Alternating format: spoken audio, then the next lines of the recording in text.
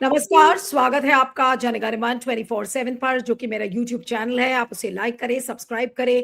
Venezuela पर इतने बड़े हमले के बाद, जो अमेरिका द्वारा हमला किया गया था, अब मोदी जी की बेइज्जती पेट भर के डोनाल्ड ट्रंप ने फिर से की है। बेइज्जती ही नहीं, उल्टा धमकी भी दे डाली है कि अब आपके ऊपर हम टैरिफ्स फिर से बढ़ाएंगे, क्योंकि आप रशिया से अभी भी तेल खरीद रहे हैं। एयरफोर्स वन अपने हवाई जहाज में वो रिपोर्टर से बात कर रहे थे, उनके साथ जो उनके एक रिप्रेजेंटेटिव है लिंडसे ग्राहम, वो भी साथ में थे।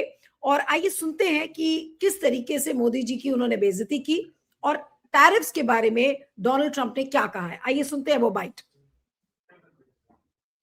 On India for buying Russian oil, I was at the Indian ambassador's house about a month ago, and all he wanted to talk about is how they're buying less Russian oil. Would you tell the president to relieve the tariff? This stuff works. So I really do believe that what he did with India is the chief reason India is now buying substantially less Russian oil. So I hope we pass this bill soon.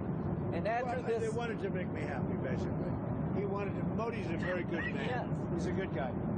He knew I was not happy, and it was important to make me happy. They do trade, and we can raise tariffs on them very quickly, and it would be people are very afraid bad of for them. All of us say तो आपने देखा कि उन्होंने क्या कहा है, और हालांकि हवाई जहाज पर आवाज काफी आ रही थी, तो मैं उसकी ऑडियो क्लिप आपको सुनाना चाहती हूँ, क्योंकि उस ऑडियो क्लिप में, वो ऑडियो क्लिप व्हाइट हाउस द्वारा रिलीज की गई है। इसलिए आइए सुनते हैं, पहले वो ऑडियो क्लिप सुन लेते हैं जी।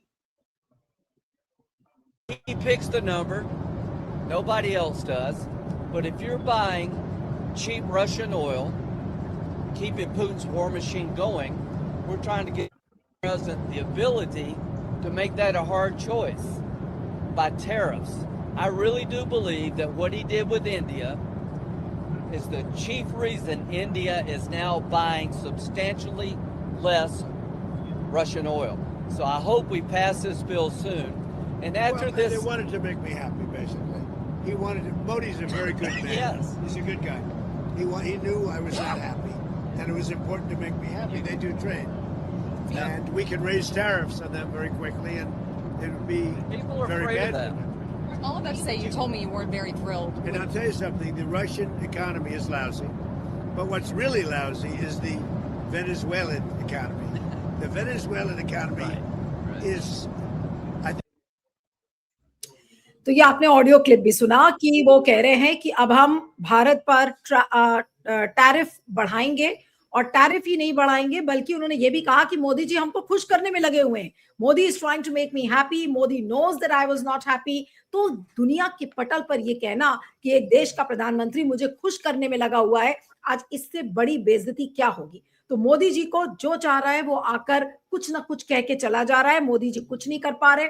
अभी वेनेजुएला पर इतना बड़ा हमला हुआ, जितने देश हैं, चाहे वो रशिया हो, चाइना हो, ब्राजील हो, ब्रिक्स नेशंस ने भरपूर कंडेम किया कि किस तरीके से निकोलस माडुरो को घुसकर वेनेजुएला में जिस तरीके से डोनाल्ड ट्रंप ने निकाला, लेकिन मोदी जी के मुंह से कुछ नहीं निकला।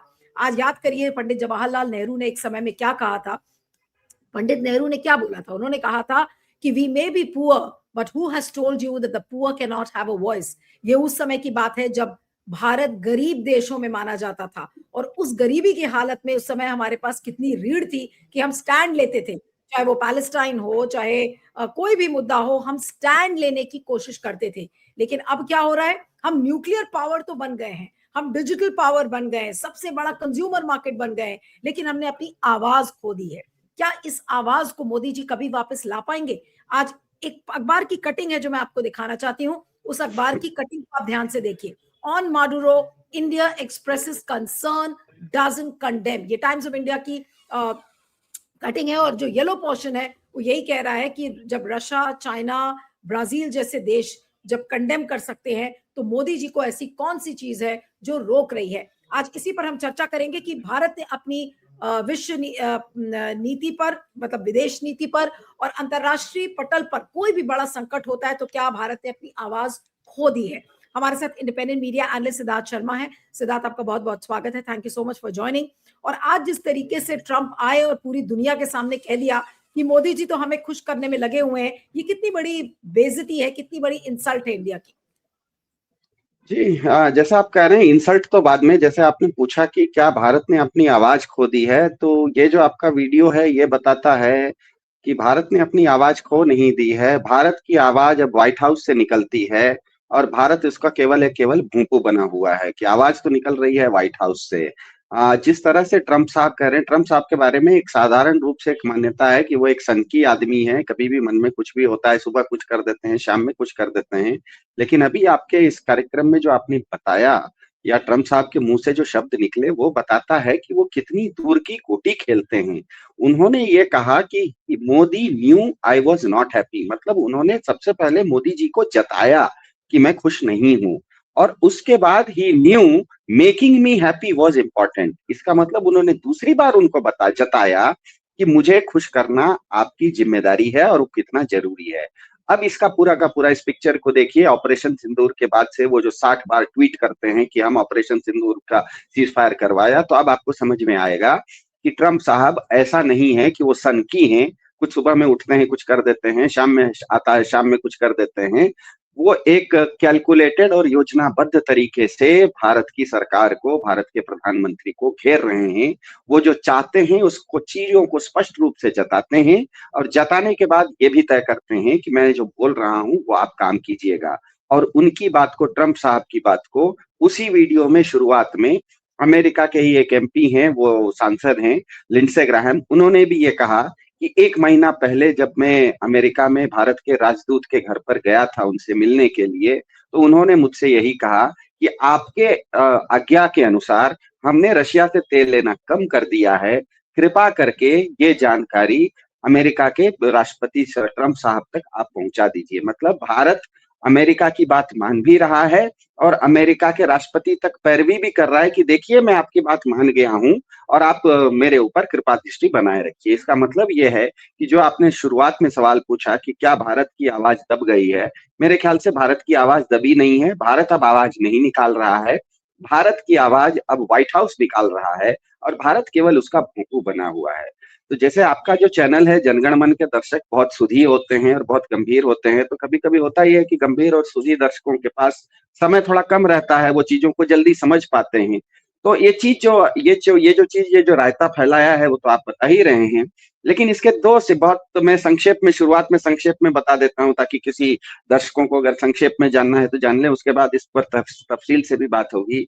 ये पूरी की पूरी ट्रम्प, मोदी, भारत, अमेरिका, ये जो पूरी की पूरी पूरा का पूरा एक कवायद चल रहा है, पूरा का पूरा एक बहुत बड़ा चक्रव्यूह जैसा दिख रहा है। इसमें मूल समस्या क्या है और इसका समाधान क्या होगा?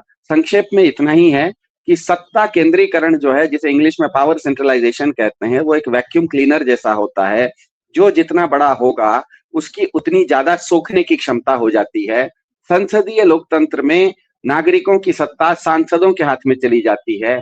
उससे आगे बढ़कर अब बीजेपी गवर्नमेंट के ठोक तंत्र में सांसदों की सत्ता भी अब प्रधान जी ने सोख ली है और खुद को शक्तिमान विश्वगुरु मान बैठे। अब अचानक उनका पाला पड़ गया है गुरु घंटाल ट्रंप से। उसने, क्योंकि वो गुरु घंटाल है, प्रधान जी की सारी सत्ता सोख के अपने पास रख ली है। इसलिए अब कह रहा है कि मोदी हर हालत में मुझे खुश रखना चाह रहे हैं और पूरे की पूरी बीजेपी का जो इकोसिस्टम है इसके कारण उनको सांप सूंघ गया है। मेरे ख्याल से भाजपा के समर्थकों को और साधारण जनता को भी ये जान लेना चाहिए कि प्राचीन भारत निश्चित ही विश्वगुरु था, क्योंकि उसमें सत्ता विकेंद्रीकरण था। वेदों में यति मही स्वराज्य मंत्र था, वैशाली में ग्राम गणराज्य थे, भगवान शिव के पास गण थे, देवता हमारे गणेश हैं। गांधी जी ने 7 लाख ग्राम गणतंत्रों की मांग की थी। मतलब ये कि सत्ता केंद्रीकरण का समर्थन जो भी करेगा, तो ट्रंप जैसा आपसे बड़ा दादा जिस दिन आएगा, आपकी पूरी सत्ता को पूरी का पूरा वो सोख लेगा और 1 मिनट नहीं लगेगा उसको आपको विश्वगुरु से दिवालिया घोषित करने में। ये मूल समस्या भारत के साथ फिलहाल ये है। और इसका समाधान क्या है? मौजूदा हालत में, अब आने वाले समय में क्या कहते हैं, अल्पकालीन समस्या, और अल्पकालीन समस्या क्या है और इसका समाधान क्या होगा?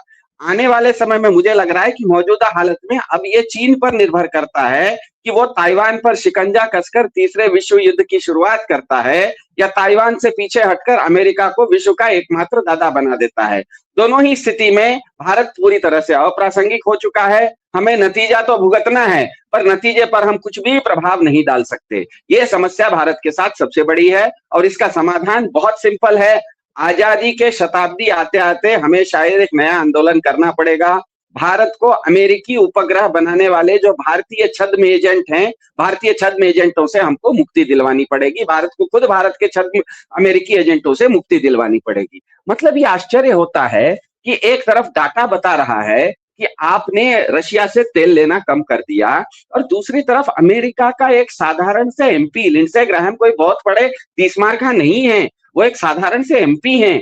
वो कहते हैं कि भारत के अमेरिका में जो भारत के राजदूत हैं, उन्होंने मुझे अपने घर पर बुलाया और उनको कहा कि देखिए आपने जो मांग की थी उसके अनुसार हमने तेल लेना कम कर दिया है रशिया से। कृपा करके आप राष्ट्रपति ट्रंप जी को कहिएगा कि हमने आपकी आज्ञा मान ली है, हमारे ऊपर कृपा दृष्टि बनाइए। और जब वो ये कहते हैं, साथ में वो धमकी भी देते हैं, ये भी कहते हैं कि देखिए इसीलिए जो ट्रंप साहब भारत को टाइट कर रहे हैं, इसीलिए मेरा मानना है कि इस तरह की नीति सही है। आने वाले समय में और ज्यादा भी करेंगे, क्योंकि अमेरिका में ध्यान में रखना चाहिए कि जनगण मन के दर्शकों को कि एक वो नया कानून लाने के बारे में सोच रहे हैं। एक प्रस्तावित कानून है जिसमें कि कहा गया है कि रशिया से कोई भी कोई चीज लेगा तो उस पर 500% टैरिफ लगाया जाएगा। तो ये कह रहे हैं लिंडसे ग्राहम कि हमने जो भारत के ऊपर दादागिरी की, भारत के ऊपर जो दबाव लाया, वो काम कर रहा है। इसीलिए आने वाले समय में और भी अगर दबाव लाना पड़े तो हम लाने के लिए तैयार हैं। ये चीज काम कर रही है, क्योंकि अब वो काम कर रही है। आप टाइट कर रहे हैं और अगर सामने वाला टाइट होते जा रहा है तो आपको तो मन करेगा कि उसको और ज्यादा टाइट करें। और इसी की बात को उनको तुरंत उनके बाद लिंडसे ग्राहम के बाद ट्रंप साहब आते हैं माइक के ऊपर और बोलते हैं कि मोदी बहुत अच्छे व्यक्ति हैं, मैंने उनको जता दिया कि मैं आपसे नाराज हूं और मैंने ये भी जता दिया कि मुझे खुश करेंगे तभी इस समस्या का समाधान है। और अब वो मुझे खुश करने में लगे हैं, क्योंकि उनको पता है कि अगर मुझे खुश नहीं करेंगे तो मैं 500% टैरिफ उनके ऊपर डालूंगा। अब मुझे ये बताइए कि ये पूरी की पूरी जो भारत की विदेश नीति है, वो दिल्ली में नॉर्थ ब्लॉक या साउथ ब्लॉक से संचालित होती हुई दिख रही है या वॉशिंगटन के व्हाइट हाउस से संचालित होते हुए दिख रही है? मेरे ख्याल से जनगण मन के दर्शकों को यही समझना काफी। सिद्धार्थ, आज ये अपने आप में क्या संदेश देता है, जिस तरीके से पूरे विश्व के सामने आज वो ये कह रहे हैं कि भाई भारत का प्रधानमंत्री मुझे खुश करने में लगा हुआ है, लेकिन हम टैरिफ तो लगाएंगे। यानी कि अब एडिशनल टैरिफ की धमकी भी दी गई है। क्यों? क्योंकि हम रशिया से तेल खरीद रहे हैं। एक तो इंडिया ने खुद ही अपने आप को कमजोर कर लिया, हमारी आवाज ही चली गई एक तरीके से। मैं फिर से नेहरू जी को कोट करूंगी, जहां पर उन्होंने कहा कि बेसिकली नेहरू ने अपना जो अधिकार है, right to have a voice in global affairs, उसको उन्होंने डिफेंड किया था, इररिस्पेक्टिव कि हम कितने गरीब हैं, हमारी मिलिट्री माइट उस समय नहीं थी, हम मिलिटरीली इतने स्ट्रांग नहीं थे, लेकिन फिर भी जो इंपॉर्टेंट इश्यूज से सिद्धार्थ, जैसे वियतनाम वॉर हो गई, सुएज क्राइसिस हो गया, उस समय जब इंडिया के पास कुछ नहीं था, तब India strong positions global affairs में लेता था। आज क्या बनाकर रख दिया है भारत को मोदी जी ने? जी हाँ, यही अंतर मैंने बताया कि नेहरू जी के समय में या बांग्लादेश का जो भारत ने बांग्लादेश को मुक्त करने का जो युद्ध लड़ा था 1971 में, वो सब में हमने देखा कि भारत किसी व्यक्ति पर निर्भर नहीं होता था, भारत व्यवस्थाओं पर निर्भर होता था। आप जब व्यवस्था पर निर्भर होते हैं, व्यक्ति प्रमुख नहीं होता, तो व्यक्ति अगर नहीं भी रहता है तो व्यवस्था चलती रहती है। जैसे कि हम लोग भारत में ज्यादातर लोग क्रिकेट के शौकीन हैं, हम भारतीय क्रिकेट टीम को पसंद करते हैं। तो जिस समय गावस्कर खेलते थे उस समय भी हमको भारत की टीम पसंद थी। गावस्कर चले गए, इसका मतलब हमने क्रिकेट देखना छोड़ा नहीं, हमको तेंदुलकर पसंद आने लग गए। जब तेंदुलकर ने खेलना खत्म कर दिया तो कोई समस्या नहीं हुई, हम विराट कोहली को पसंद करना लग गए। अब विराट कोहली टेस्ट नहीं खेलते हैं तब भी हम इंडिया टीम के समर्थक हैं, क्योंकि गिल साहब आ गए हैं।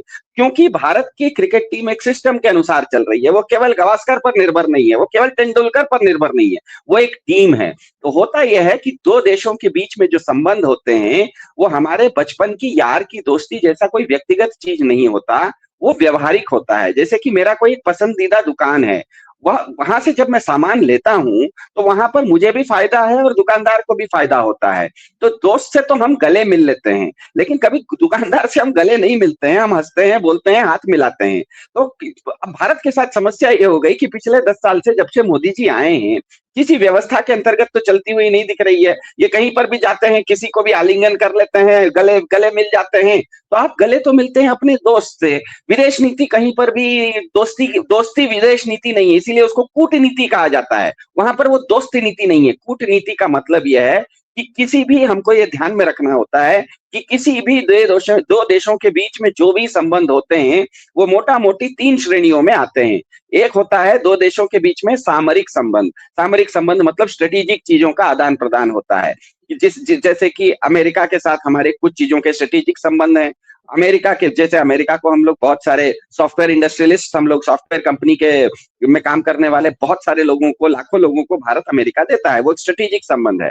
मान लीजिए रशिया के साथ हमारा स्ट्रेटेजिक संबंध यह है कि भारतीय सेना का सबसे ज्यादा जो हथियार है वो रूस से आता है। अभी अभी हाल फिलहाल में ऑपरेशन सिंदूर हुआ, उनके जो S-400 मिसाइल्स थे वो हमारे बहुत काम आए। हमको पता है रशिया से हमारे पास ब्रह्मोस मिसाइल्स आते हैं। तो ये एक होता है सामरिक संबंध।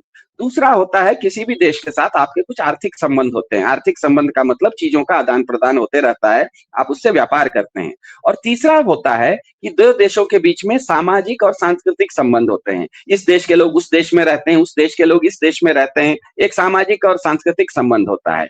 अब भारत और अमेरिका के बीच में जो सामरिक संबंध हैं उसमें अमेरिका का पलड़ा भारी है कि सामरिक संबंध में आज अमेरिका ये दावा कर रहा है, और बहुत हद तक सही भी दावा है, कि अमेरिका भारत के ऑपरेशन सिंदूर को उसने रुकवा दिया। ऑपरेशन सिंदूर तो हमारा सामरिक अभियान था। पहलगाम में जो पाकिस्तानी आतंकवादी आए थे, हमको उसका जवाब देना था। वो हमारे और पाकिस्तान के बीच का मुद्दा था, हम जवाब दे रहे थे। अब हम जब जवाब दे रहे थे वो हमारा सामरिक विषय था, हमारी सामरिक संप्रभुता थी, हमारा स्ट्रेटेजिक डिसीजन था। ट्रंप साहब बीच में कूदते हैं और सीज फायर करवाने का दावा कर देते हैं। इसका मतलब यह है कि सामरिक संबंधों में भारत और अमेरिका के बीच में कोई आदान प्रदान बराबरी का संबंध नहीं है। भारत की सामरिक समस्या का भी भारत के सामरिक विषयों पर भी अमेरिका की दादागिरी चल रही है। दूसरा आते हैं आर्थिक रूप से। आर्थिक रूप से हमें पता है दो देशों के बीच में जब चीजों का आदान प्रदान होता है तो आज अमेरिका आर्थिक क्षेत्र में, आर्थिक स्पेक्ट्रम में भारत पर इतना दबाव ले आया है कि वो टैरिफ की बात करता है। भारत पर सबसे ज्यादा टैरिफ लगाया हुआ है। अभी जो आप वीडियो दिखा रहे हैं उसमें वो कह रहा है कि भारत अगर रशिया से तेल लेगा तो हम और ज्यादा टैरिफ लगाएंगे। मतलब आर्थिक रूप से भी आपकी संप्रभुता पर अब अमेरिका डिसीजन लेना शुरू किया। इसका मतलब वो आपको संदेश दे रहा है कि आपकी अर्थनीति नहीं है, मैं जैसा चाहूंगा वैसी आप अर्थनीति बनाओ। और तीसरा है सामाजिक और सांस्कृतिक रूप से। हमें पता है कि भारत के कम से कम 50 लाख लोग हिंदुस्तान के अमेरिका में रहते हैं, अमेरिका में वो काम करते हैं। हमारे आपके परिवार के दोस्त यार, हमारे कजिन्स, ब्रदर्स, फ्रेंड्स, कोई ना कोई अमेरिका में रहता है, या तो न्यूयॉर्क में कोई काम कर रहा होता है, या तो कैलिफोर्निया या सिलिकॉन वैली में सॉफ्टवेयर इंजीनियर होते हैं। मेरा भी छोटा भाई वहीं काम करता है। तो एक सामाजिक संबंध भी है अमेरिका और भारत के बीच में। पिछले ट्रंप साहब के आने के बाद अमेरिका ने उस पर भी दबाव लाया, H-1B वीजा पर रोक लगाया। जो मेरे भाई वगैरह वहां रहते हैं वो साल में एक बार जब अपने माता पिता को अमेरिका बुलाते हैं, वो H4 डिपेंडेंट वीजा कहा जाता है, उस पर भी इसने रोक लगाया। आने वाले समय में वो अगर कहेगा कि अमेरिका से भारत जो बेटा बाप के लिए सालाना कुछ पैसा भेजता है या बहन की शादी के लिए पैसा भेजता है, उस पर भी रेमिटेंसेस जिसे कहा जाता है US डॉलर में, जिसका टैक्स वो पहले ही वहां अमेरिका में ले लेते हैं। वहां से अमेरिका से बाप को पैसा अगर भारत भेजता है कोई हिंदुस्तान का लड़का अमेरिका से, तो उस पर अलग से टैक्स नहीं लगता है। और वो कितना आता है भारत में? सालाना 3 लाख करोड़ रुपया, मतलब भारत का 5% GDP। अब अमेरिका कह रहा है कि हम रेमिटेंसेस पर अलग से टैक्स डालेंगे। इसका मतलब भारत और अमेरिका के बीच में जो सामरिक संबंध हैं उसमें भी संप्रभुता नहीं है। ट्रंप कह रहे हैं कि अमेरिका कह रहा है कि हम आपका सीज फायर हम रुकवा सकते हैं।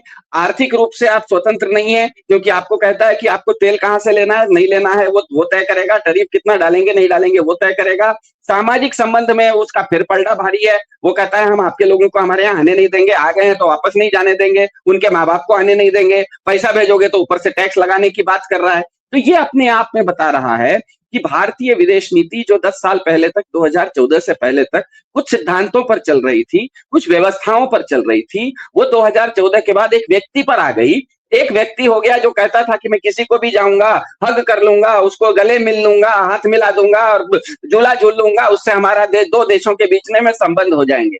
दो देशों के बीच के संबंध ना बचपन की यार के संबंध नहीं होते हैं, जहां पर कि हम एक दूसरे से मिले, गले मिल लिए। वो व्यवहारिक संबंध होता है। जैसे कि मुझे कोई दुकान बहुत पसंद है, वो पसंद इसीलिए है क्योंकि वहां जाता हूं तो मुझे फायदा होता है, दुकानदार को भी फायदा होता है। वहां पर दुकानदार से गले मिलने की जरूरत नहीं होती है। तो ये जो एक स्ट्रेटेजिक दिखावा करने के लिए भारत की राजनीति ने, भारत की कूटनीति ने कुछ व्यवस्थाओं के बदले जो व्यक्ति पर निर्भर हो गए कि हमारे एक प्रधान जी हैं, वो दुनिया के हर देश में घूमेंगे, हवाई जहाज भी एक उनका 8,000 का अपना एक हवाई जहाज भी आ गया है, पर्सनल हवाई जहाज है, उसमें एक एक देश जाएंगे, वहां के राष्ट्राध्यक्ष के साथ गले मिल लेंगे और हम मानेंगे कि सब कुछ ठीक हो गया है। ऐसा ठीक नहीं होता। कोई भी ये दो देशों के बीच में तो दूर की बात है। आप जिस दुकान में आपका दुकान पसंदीदा दुकान है, उसमें से भी आप सामान इसीलिए नहीं खरीदते कि वो दुकानदार के साथ आप रोज गले मिलते हैं, इसीलिए क्योंकि वहां से खरीदने में आपको भी फायदा है और आपको बेच के उसको भी फायदा है। तो कोई भी एक व्यवस्थित चीजें होनी चाहिए,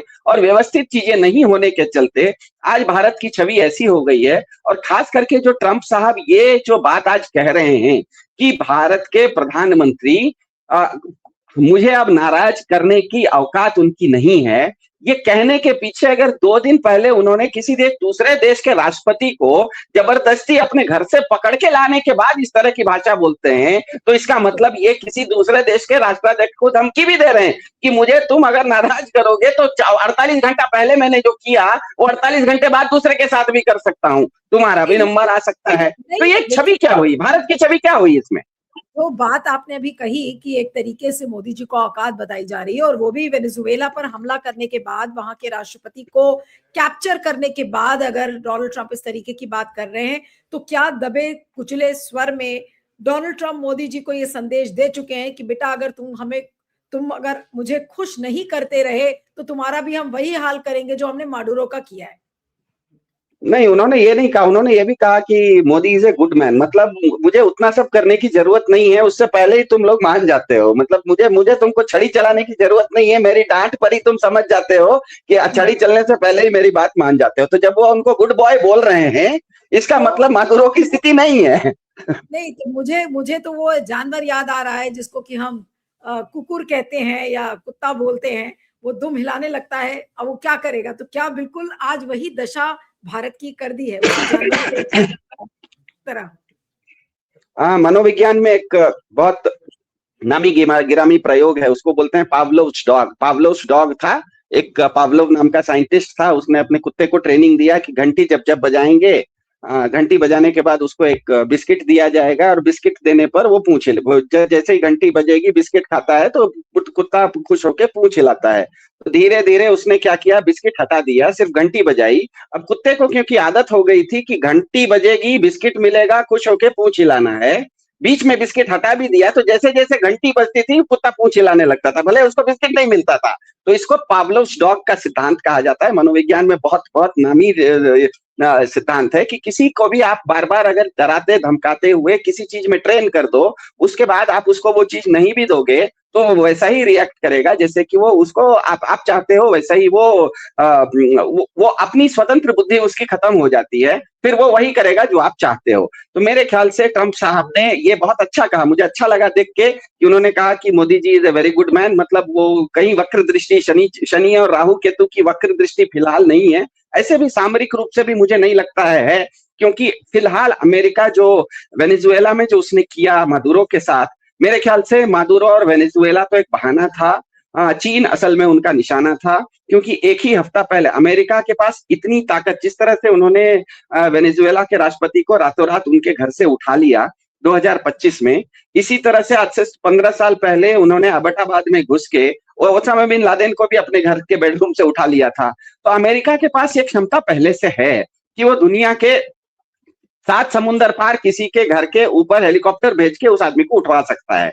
लेकिन मेरी मादुरो को उठाने का ये जो टाइमिंग था, ये टाइमिंग बताता है कि सिर्फ एक हफ्ता पहले चीन ने ताइवान को चारों तरफ से घेरने की कोशिश की। और ताइवान अमेरिका के लिए बहुत महत्वपूर्ण इसीलिए है क्योंकि अमेरिका की जो पूरी की पूरी कंप्यूटर इंडस्ट्री है, कंप्यूटर की इंडस्ट्री मतलब सिर्फ व्यापारिक इंडस्ट्री नहीं, उनका जो डिफेंस इंडस्ट्री भी है जिसमें कि कंप्यूटर का बहुत बड़ा योगदान होता है। बिना कंप्यूटर के आपके कोई अगर कोई दूसरा देश आपके ऊपर मिसाइल फायर किया है और 8 मिनट में वो मिसाइल आपके ऊपर गिरने वाली है, तो वो कैलकुलेशन करके आपको अगर उस मिसाइल को गिराने के लिए एंटी मिसाइल भेजना है तो कोई ह्यूमन आदमी बैठ के कैलकुलेट नहीं कर सकता, मशीन करेगी।